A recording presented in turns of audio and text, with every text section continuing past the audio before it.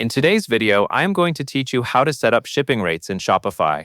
Once you have created your shipping zone in Shopify, the next part is adding the actual rates your customers will see at checkout.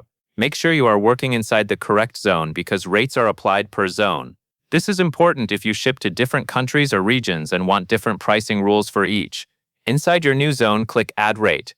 This is where you decide what type of shipping option you want to offer and how it will be calculated. First, you can choose a flat rate. A flat rate is a fixed shipping price that stays the same, regardless of the carrier price in the moment. When you pick flat rate, enter a clear custom name for the option, such as standard shipping. The name matters because it is what your customer reads at checkout, so keep it simple and easy to understand. Then enter the price you want to charge, for example, $5. A helpful tip is to set a price that covers your average shipping cost plus packaging, so you are not losing money on larger orders. Next, you have the option to use carrier calculated rates. Select this if you want Shopify to pull real-time rates from supported carriers based on the customer address and the shipment details. This option is useful when your shipping costs vary a lot and you want accurate pricing without manually updating rates. Be sure your product weights and package details are set correctly in your store because those values affect the calculation.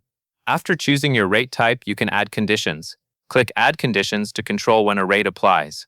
This is where you can set up free shipping rules or weight-based rates. For example, you might offer free shipping once an order reaches a certain amount, or you might charge different prices depending on how heavy the order is. Conditions help you keep shipping fair and predictable for customers while protecting your margins. When everything looks right, click Done to save the rate inside that shipping zone. Take a moment to double-check the rate name, the price, and any conditions you added, since those settings directly affect the checkout experience.